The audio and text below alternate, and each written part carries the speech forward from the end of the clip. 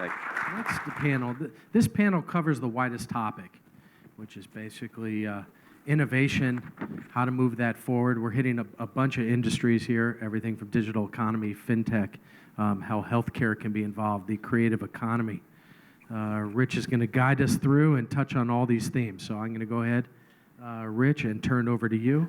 Thank you very much, Adam. And I understand that this is what's standing between everybody and lunch, so we'll try to keep track of the time as we go, but it is a fantastic subject. Of course, a lot has been said already about the strategic role of this portion of the world over the coming years, geopolitically, economically, and in many other ways. And so for us to take this opportunity to really deep dive on one particular aspect of or element of that strategic role that this region plays, I think is quite exciting. We get to look at innovation and creativity in that context. And when I pause and think about sort of what the region has to offer to the world, and then I think about innovation and creativity, maybe looking backward hasn't been the source of innovation and creativity, but I sense that we're at a stage where so many factors are coming together in this part of the world that we're about to unleash something pretty darn interesting in this part of the world. As I look at the demographics, as I look at the motivations, as I look at the adaptability, the resources, the education, and this particular stage of development that many of the countries in this region find themselves in, I see there being vast potential for the next stage of innovation and creativity to really pivot toward this part of the world. There are many young people here who are learning the patterns and the tools of creativity and innovation at an astonishing pace and in a very different context. And that's one of the things that stimulates creativity and innovation is new contexts, right? And so if you take the tools and the ideas and the patterns that have been developed in other parts of the world and you put them into a new context, you're going to see surprising things happen. And so with that, I would love to use that by way of context to have this discussion today. We're joined by panelists who, generally speaking, represent large international companies, and so they'll have a really interesting view on what innovation and creativity means within the context of their own companies and within the context of this region. And so I'm going to invite them to each say a few words to kick us off today with respect to innovation and creativity. I'm going to be try really hard not to slaughter names as we go through here. There's one in particular that I'm really afraid of. And maybe I'll ask him to go first. Mr. Sarut, I'll let you say your own last name. He serves as head of public policy over Thailand, Laos, Cambodia for Netflix. So, Mr. Sarut. Thank you, Richard, and good morning, everyone. Very late morning, but before lunchtime, so still good morning. My name is Sarut, and my surname is Withaya Rungreungsi. Don't worry about it if you can't pronounce it properly. It's very common. So I'm glad to be here today. I'm head of public policy for Thailand, Laos, and Cambodia from Netflix. And I hope most of you are our members already. But for those of you who are not, we are from streaming entertainment industry with 221 million subscribers worldwide. And we are available, our service available in more than 190 countries.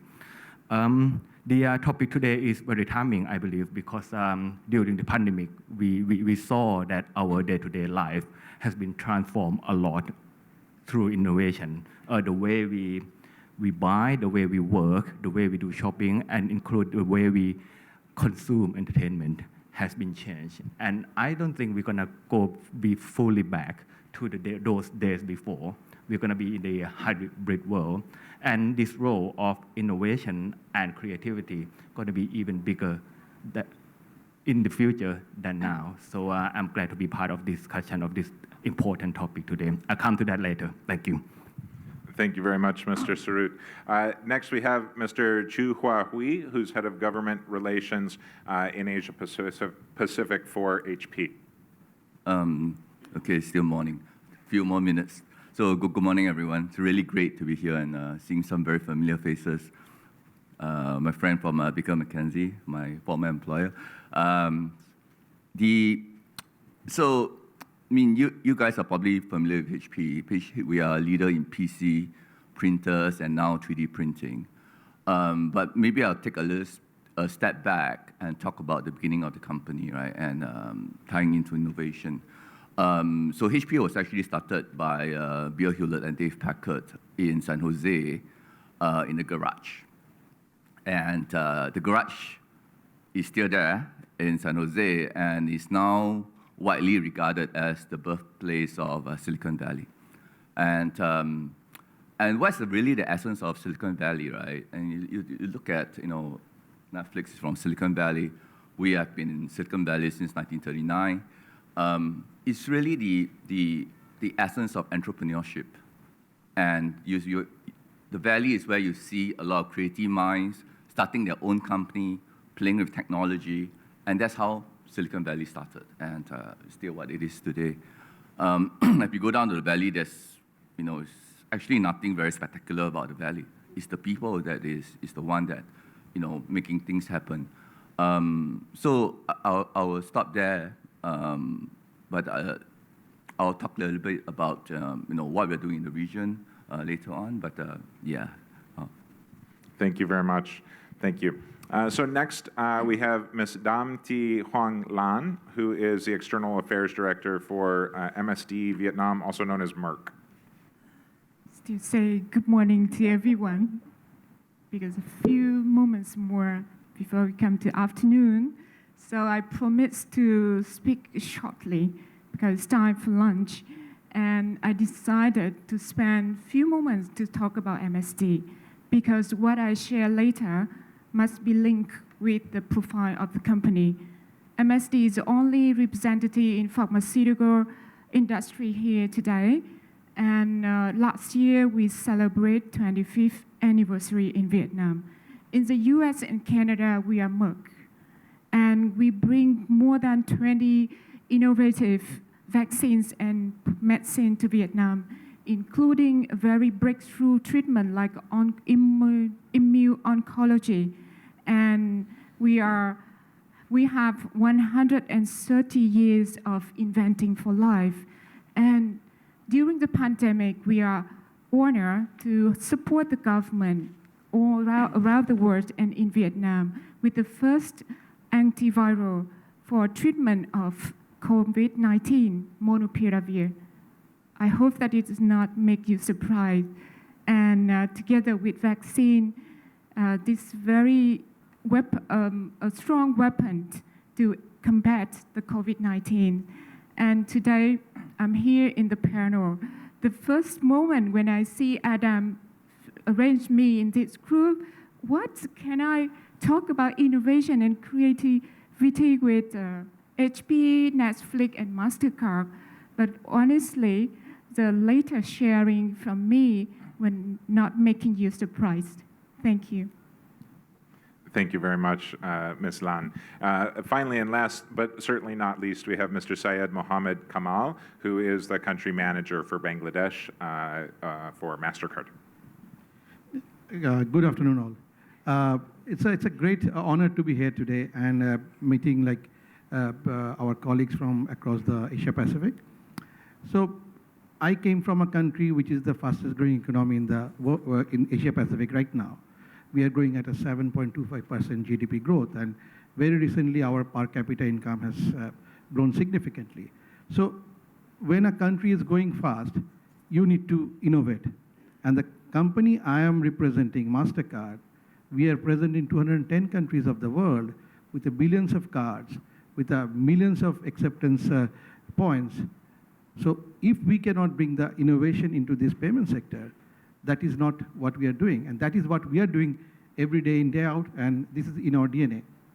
When WHO has prescribed contactless payment beginning of 2020, pressure was on, actually. So we have to adapt all the innovation during this pandemic period. We all know digitalization, or especially the sector I'm representing, accelerated during this COVID period.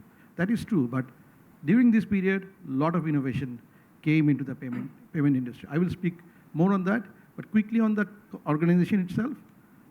We are highly committed to bring unbanked population under the banking umbrella, and that we are doing for the last many years. And the country I'm representing, Bangladesh, we have 175 million population, where the banking population is still 37%, formal banking. So sky's the limit, but let's talk more on that when I will get a chance to speak about the innovation in payment. Thank you very much. Thank you very much, Mr. Kamal. In fact, I'll go ahead and give you that chance right now. You've mentioned that MasterCard is a leader in the financial innovation space. I'm curious to know sort of where are you seeing the innovations in finance today? Of course, there's lots of fintech companies that are starting up all over the region that are trying to fill some of the gaps in the regulatory environment, if you will. I'm curious to know what a big company like MasterCard, though, thinks about the ecosystem of finance in this region, both in terms of where are the new products and opportunities, but also in terms of solving the financial inclusion issues that you find so frequently in this region. So major essence into this financial inclusion is the collaboration. Sometimes people ask us actually, like, whether the cards will be there in the market or everything will be mobile. So we are actually collaborating with the fintechs. We are collaborating with the banks. We are collaborating with the other partners to bring in a solution, or we are bringing, every day we are bringing something new into the market, so that at the end of the day, customer or our cardholder or our, maybe the wallet holders, is getting the convenience to do the transactions. Especially more digital transaction, more like bringing out from cash to digital, means more transparency in the ecosystem, means more contribution to the GDP. What we are doing now, if you see, we all know about this contactless payments, which has been launched many years back. I will not talk much about it right now. In Vietnam, I have seen people are doing only tap and go. QR payments, payment through QR, it has become very, very popular nowadays. Apple Pay or Google Pay of the world or Android Pay of the world, back-end solution like us are there, as because you need to have a solution through that you can pay. New buzzword is BNPL, buy now, pay later. We are actively working on that area. Another big thing is JIT, just in time payment, means there is zero value in your card, but while you are paying, money will come into your card. We are doing that. A lot of new things are happening, and earlier we built everything by ourselves, but now the days has changed. Now we are, some areas we are also leveraging the strength of our partners and bring them into our ecosystem so that they can also put their product to our customers. As because when we are talking about customer, in some countries it is only banks, some countries it's fintech, some countries it's other partners, telcos even. So we actually made the collaboration in such a manner so right solution is there, and especially if you can't innovate in this space, especially this payment sector, you are out of the game. So every day we need to innovate, and that is into our DNA. We have a center of excellence, we have a center of innovation, we have tech hubs, we have labs, and so on. So when we are launching some product into the market, we usually try to find out the right pain point.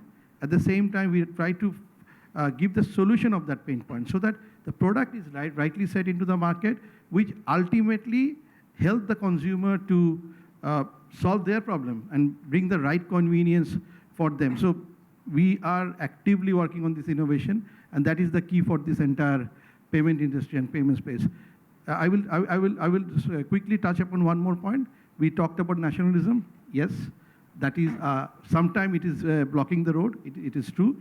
But since I am also double hatting as a AmCham Vice President for Bangladesh, we are actively working with the regulators, working with the government, working alongside with our US Embassy in Bangladesh to bring the right policy advocacy or do the policy advocacy for our partners to bring the right solution and right guidelines around the payment industry and other industries as well, so that our AmCham members are also getting the right support from AmCham as an organization or a chamber.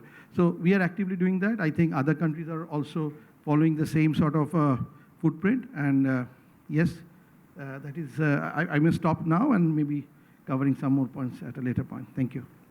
Thank you very much.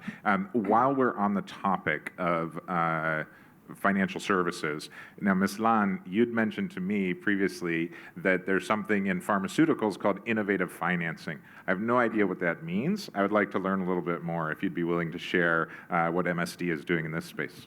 Yes, thank you. Every time when we talk about innovation and creativity, everybody often think about the digital space or technology, but honestly, it exists in all sectors. And within the pharmaceutical sector, it's not only the health financing, it's innovation in terms of R&D to bring a new product to the market, in terms of how we manufacture the new vaccine and products. And what I really want to share today is innovative health financing models. And one example of health financing models is a managed entry agreements. This is a kind of agreements between the health policy payer and manufacturer or firms. In OECD and EU country, 1/3 of this country apply and successful to bring the new innovative products to patients, as many as possible. And in Vietnam, we introduced managed entry agreements to the policymakers since 2019. And another example of innovative health financing model is a supplement medical insurance. This is a kind of voluntary health insurance which support not only reduce the burden on patients, but also support the government manage their reimbursement budgets in a sustainable and efficient way. And in Vietnam, the data show that only 10% of population covered by voluntary health insurance. And the spending represent only 4% of total health expenditure. So that means there's more room to be done. Right. Thank you. Very good. Thank you so much, Ms. Lan. At this stage, I'd love to shift gears a little bit into another industry. Mr. Sarut, if I could ask you, I've spoken with a few of your colleagues in the past, also from the region, who have talked to me a lot about local content and how exciting of a space this is, a frontier this is for Netflix and the goals that you've set for yourselves.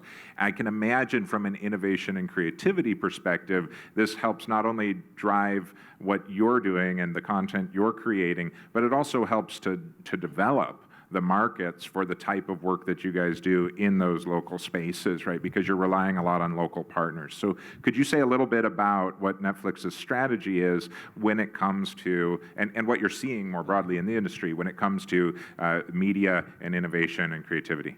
At Netflix, we believe that great content can come from anywhere and can be loved everywhere. That's why we put an emphasis on the local content. And it's innovation that has enabled us to do better and better in this space. Let me give you a specific example. Think about what you watch and how you watch content these days. I used to watch Hollywood films only in the cinema, but these days I watch a lot more content from different countries. And it's the innovation that drives the way we distribute content all over the world. The increase in their internet speed, the increase in penetration of household broadband, and many other things that we do behind the scene to deliver consumer experience. That's the innovation that, okay, and then I exemplify more about how we enhance creativity with that. Like I said, we believe that great content can come from anywhere, and we work a lot with local producers because we believe that great idea can come from like people who were not be able to access the global channels before. And this day, with this kind of innovation and our emphasis on creative at the local level, make viewers over the world see content like a Squid Game. I believe some of you have heard of it, Squid Game, from Korea to all over the world. Alice in Borderland, which is based on like Japanese manga. And in Thailand, the big talk in town is now about an Indian film called Gangubai Kathiawadi. People in Thailand were not used to that type of content before, but these days, we can experience different culture, we can be exposed to different perspectives through this creative excellence. So innovation and creativity, we believe, complement each other. And being more creative, we try to drive this creative content to reach even more people by working behind the scene on features like, for example, multiple subtitles or high quality dubbing, both in terms of sound quality and in terms of the variety of dubbing. We are doing that.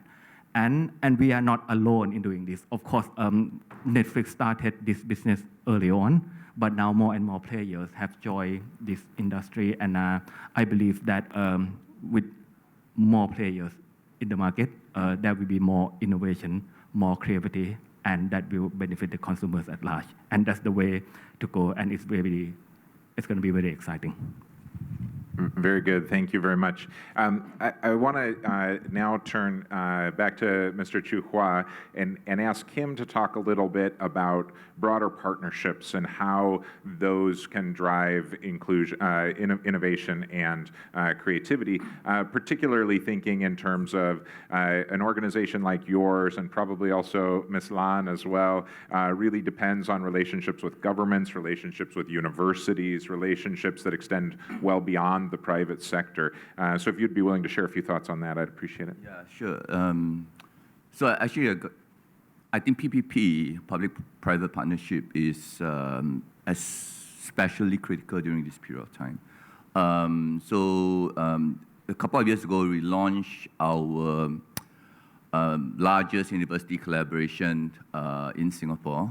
We partner with the Nanyang Technological University, NTU, and with the support from the Singapore government and us. So we set up the HP NTU Digital Manufacturing Corporate Lab, which was Singapore dollars 34 million investment. So that's a huge amount even for a company like HP. And so, with contributions from NTU and the Singapore government, we managed to set that up. And other than the financial consideration aside, why we think that PPP is important, because from NTU you get the rigor of academic research, right? And then from ministry we have real-life experience. We know what customers want, and with the government, they are able to set the policy infrastructure in place and making sure that things really go smoothly. And so, especially for big projects, I think it's especially important for public-private partnership. But the other thing that is equally important is actually, ecosystem development. And for a company like HP, so we have been in the region for a long time, right? Company started in 1939, but I think we established ourselves in Singapore in 1970, Australia as well, 1970.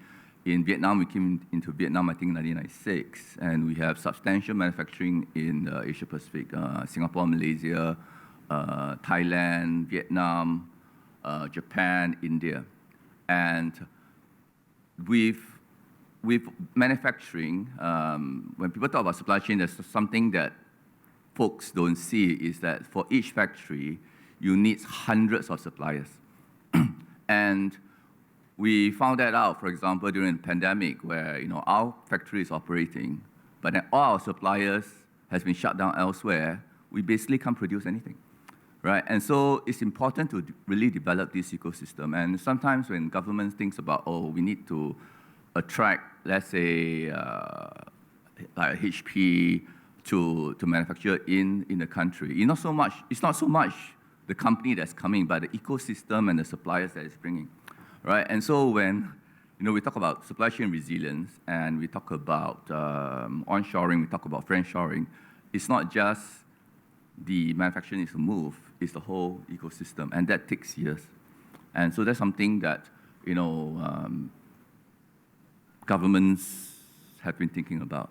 And so, okay, I digress a little bit, but the fact is, it's important to partner with the local ecosystem and to make sure that you develop the ecosystem together. And there's a lot of innovation that happens there, and a little bit of hand-holding, actually a lot of hand-holding in the beginning, and then the SMEs on the ground will be able to start innovating on their own. And then from there, you develop a nice ecosystem, and then you have really a manufacturing sector in country. Excellent. Thank you very much. I think an important piece of that ecosystem is actually talent and labor. And you heard my comments at the beginning. I have a strong view on the potential for talent and labor in this part of the world. I have a question now that I'm opening to the entire panel. Whoever would like to respond is welcome to. And it's really around how do you drive innovation through your talent processes? Like, how are you hiring for innovation? How are you encouraging innovation? How are you developing your people so that they are creative and so that they give you new and interesting ideas? What is the path toward using the talent that's available in this region to drive global innovation? Let me take that question quickly. Like the country I'm representing, that is the second largest ICT freelancer country in the world after India. We have almost 650,000 freelancers working throughout the world. So talent is already there, not only about the freelancers. If you talk about my organization in Bangladesh, it's 100% run by Bangladeshis. So that is the way we are moving. As an organization, definitely talent are something we are trying to get from the country itself first. If we don't get it from the country, usually there are talents coming from abroad, but overall, the organization is looking for getting the talent from the country itself. We have intern programs. Through that intern programs, globally, we are trying to get the right talent at the right place. And what I have also talked about, like apart from our own talent or the resource directly, we are taking the experience from our partners, some cases. Like one of the fintech organization is doing extremely well in some part of the world. We usually try to understand from them that what are the benefit of their solution, at the same time, how we can adapt those solutions. Best practices are always welcome. And we are taking that best practices from across the globe so that the right resources are put into the right place. But as a talent, we can talk about quickly on that. Like as a Asia Pacific, you see countries like India, China, or even Vietnam, and some other countries are doing extremely well in many aspects. And especially when COVID hit, these are sort of countries which are having a huge number of population. People diversified from sector to sector. There are sectors impacted, but there are sectors who did very well during this COVID period due to the way we were actually commuting or eating out or shopping or so on. That has been completely changed. It was an ever-changing situation during this COVID. Every day we are learning something new. It was not always that the experience we are having or the ability we are having earlier, it worked everywhere. But we took the best practices from the market and tried to solve the problem of that particular market, or taking the experience from that market and implement it some other market. So transfer of experience, transfer of education, transfer of best practice is something we all need to say. And the companies like us who are actually in the working at 210 countries of the world, taking the experience or knowledge transfer from one region to other region or one country to other country is always there. So we have practiced it during last many years, and during the COVID, it has given us a better thrust to get that done. Thanks. Thank you. Yeah, so attracting and retaining talent is always a big issue for tech companies, right? Because traditionally you have the traditional tech companies, maybe like us, and then now you have to compete with people like Netflix, for example, and even with MasterCard, who is in fintech, right? And so it's a huge a fight for talent, and this is happening across the world. So some of the stuff like I mentioned, right? Is creating the right atmosphere, environment, the right culture for innovation. So, first, young people now values diversity, and it makes good business sense because then you have a bigger pool of talent to choose from. So diversity is important. Sustainability is important. Our customers demands it. Our employees demands it, and it's good for the earth. So that is key. But then you look back at what happened with the pandemic, right? And folks were all working from home, and there's this big discussion going on. Should we continue to allow employees to work from home, or should they come to the office? How that will impact innovation, right? And Gartner did a study. More than 80% of employees in the U.S. actually prefer hybrid work, meaning to say they can work from home or they can go to the office when necessary.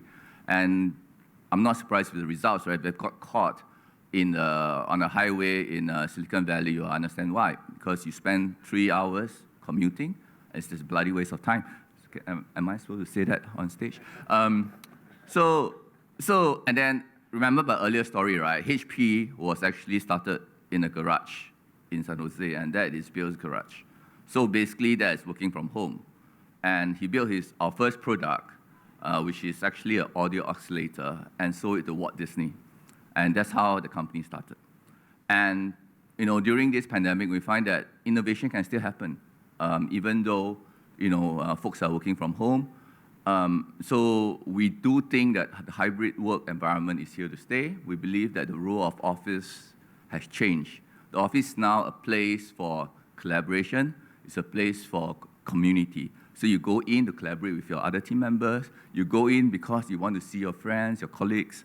Okay, it's not then, of course, if you may not have a very conducive workplace at home, you can still go into the office and do that. But by and large, do what is suitable for you, what makes you tick and innovate better.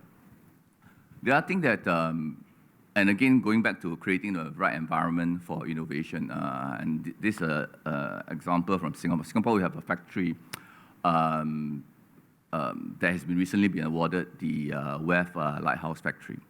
But it's not always been the case, right? It used to be a very labor-intensive factory. And what happens is that we decided that we're going to set up a playground for engineers.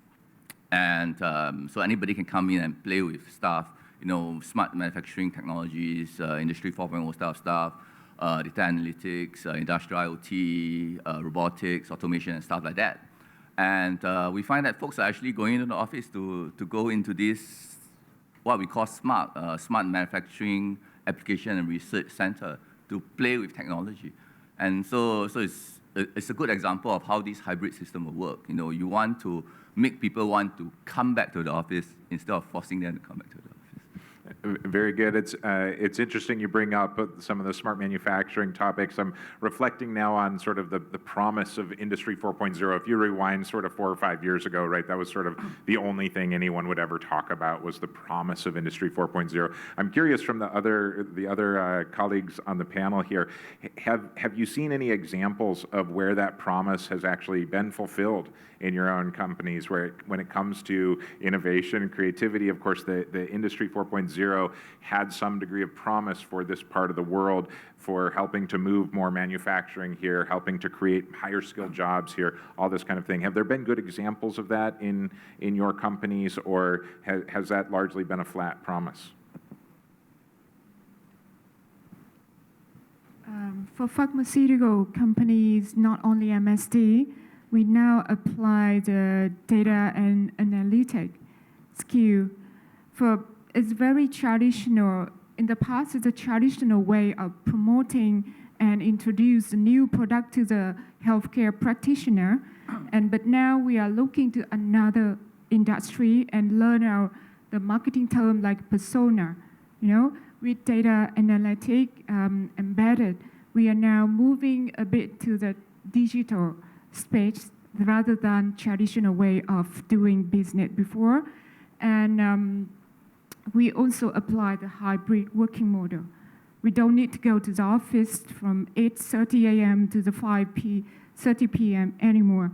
Anywhere we can, equip the staff with iPhone, iPad, and make sure that they can do the best they are. And I also want to touch a bit on innovation in working with the government. We utilize the social media, we utilize and embed the technology in applying our project, affordability project. For example, we will partner with bank for the support the patient who could not afford the very breakthrough treatment like immune oncology. And we need the social media and mobile application program to support the patient and healthcare practitioner for disease awareness and making sure that they also use credit card for payment. Thank you. So we eat our own dog food, right? And we talk about SMART, our engineers' playground. And through the work on SMART, the Singapore factory actually improved their productivity by 20%. And as a result, we awarded the West Lighthouse factory. But the challenge is not the technology, right? Because automation has always been there, robotics has always been there, data analytics has always been there. It's actually developing the use cases and the application. And so that's why we have the SMART, the engineers' playground, where folks come in and started playing, and then they have this idea that why don't we, instead of having this piece of machinery that is made in China and then shipped here, why don't we just 3D print it here? And then they change the design, and it's just a small piece of machinery, and all this adds up, right? And okay, this is pretty interesting, right? So we buy robots just for them to experiment, and so that's why they come in, because they get to play with this $1 million machinery. So they are trying to make coffee using the robots. For me, I was trying to make it pour wine. But then after playing with it, then they think of ways to implement it on the production floor. And so these are the little things that add up. So I think the key is to let the engineers, who are actually ordinary people, right, just play with stuff and get their creative juices flowing. Very good, thank you. Excellent.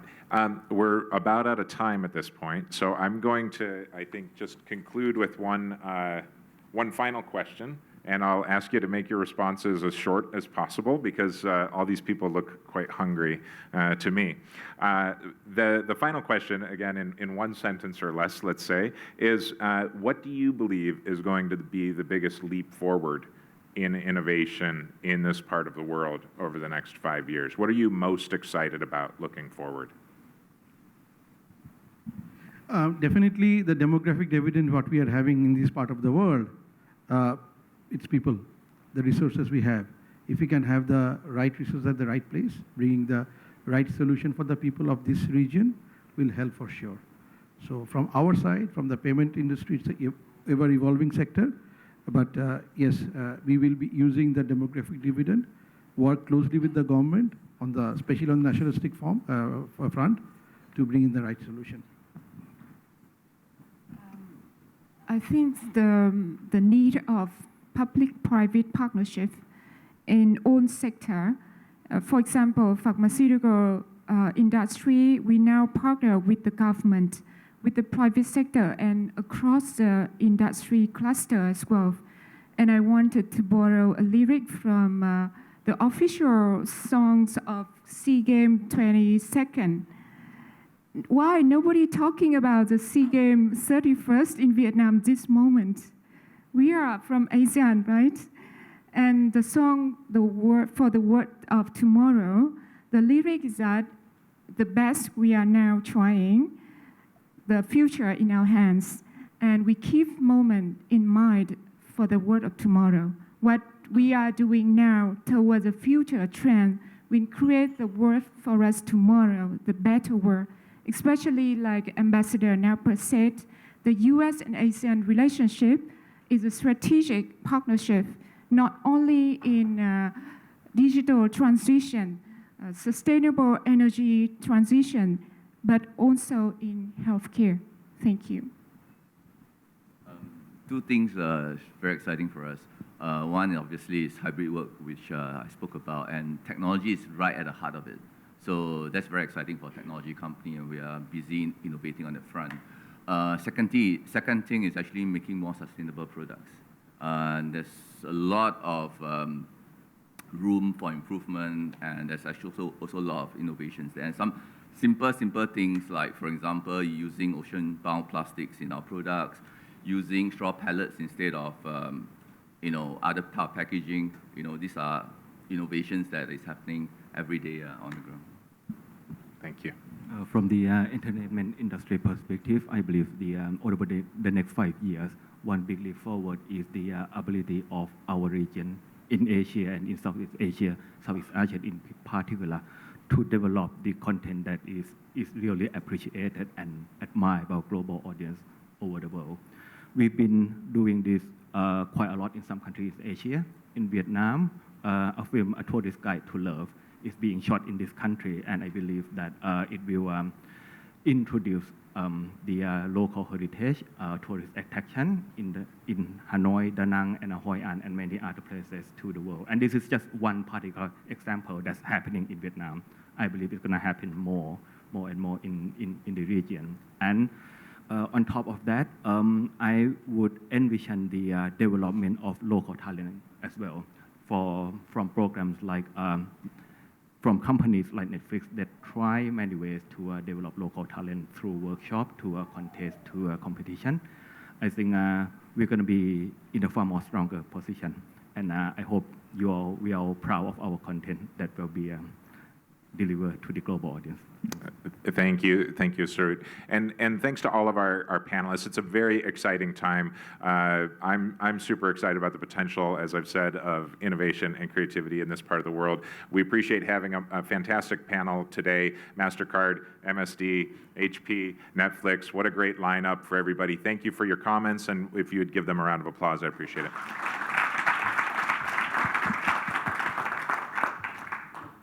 Okay, so stay on stage. We're taking a group photo. So I was ordered to do this. So before you get to go eat, everyone just kind of come up here and do the best you can.